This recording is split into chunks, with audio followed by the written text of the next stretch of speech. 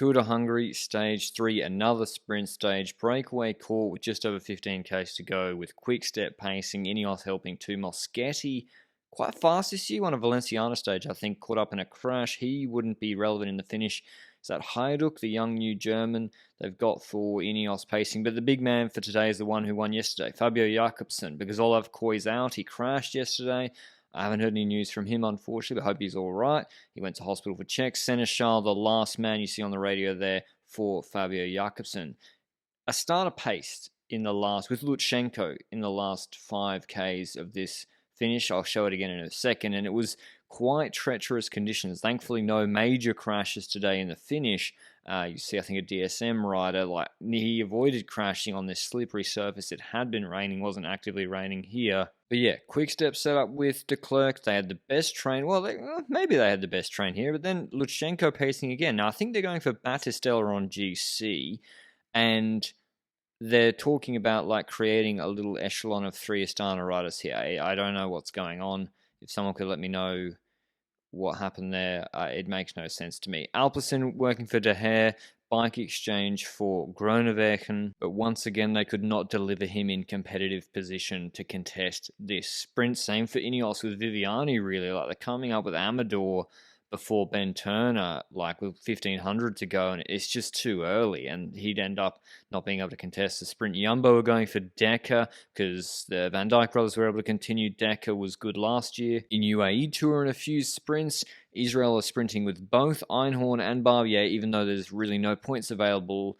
in the first 3 positions and none after position number 3. So really it was Jakobsen's to lose, unless Bora Hansgrohe could really get it right for Matthew Walls. They got Pollitt, Mullen in their lead out. Walls is quite fast. He's got a long sprint. He showed that at Tour of Norway last year. But Jakobsen is just a lot faster than everybody else. So he'd have to really stuff it, kind of like what happened on stage 1, to not be able to win this sprint. And that nearly happened. You see in the overhead here, him and Seneschal deep on the left. They're not moving up. And Mullen and Walls get brought up this fast right-hand side, which was the side to be on. And Seneschal, it shows in the extended overhead, which we'll see in a second. Seneschal has to bring Jakobsen up the long way around from deep around Ben Turner, with Mullen and Walls the quicker inside line with Marius Meyerhofer on their wheel. And Mullen, he sees Seneschal bringing up Jakobsen on his left-hand side, and I think that triggers him to go a little bit too early. He would have waited otherwise, but I think he worried that he'd get swamped by Seneschal, but Seneschal was done by the time he got level with Walls. But Seneschal was just bringing Jakobsen over to the wheel of Walls, but he couldn't take Walls' wheel. Meyerhofer kept it, so he pushes Barbier off that, takes the DSM rider's wheel. Over 300 meters to go, Walls launches with the best sprinters left in this race on his wheel, and you just can't win from that position.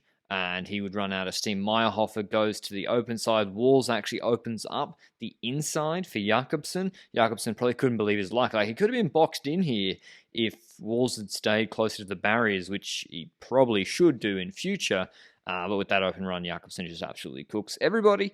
Although Barbier is able to come out of his wheel for the second day, which I must say, people said it's only Tour de Hongrie. Jakobsen's just warming up. It shouldn't be a surprise, but Jakobsen in his sleep, I'm telling you, last year, he's hard gapping guys like that off his wheel when he starts his sprint. And you look where he started with Seneschal. The beginning of their train obviously didn't work that well, but Seneschal did a really good job salvaging something for Jakobsen, putting him in a position to be competitive for the sprint, even if it wasn't ideal, having to come up that open side and drops. And you see him swing now to the right, trying to drop off Jakobsen on Walls' wheel, but then he has a bit of a fight with Meyerhofer, and he has to eventually cede that and takes Meyerhofer's wheel off Barbier.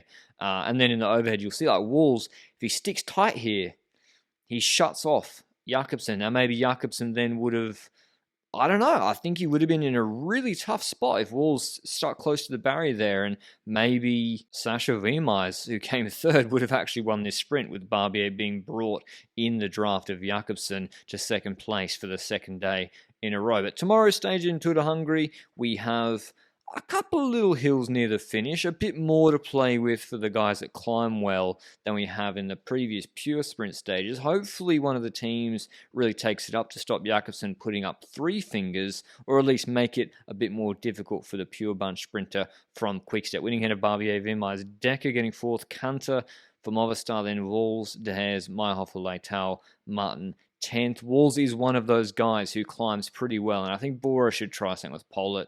And even if it's soft, I don't know, maybe Jakobsen's not in great shape or fitness, and you can drop him. But otherwise, Jakobsen strikes back. Cavs won 1. Jakobsen's now won 2 Tour de Hongrie stages. Tour de France participation is not guaranteed. Let me know down below who you think Quick-Step should send, and I'll see you with the recap of stage 4 tomorrow. Ciao.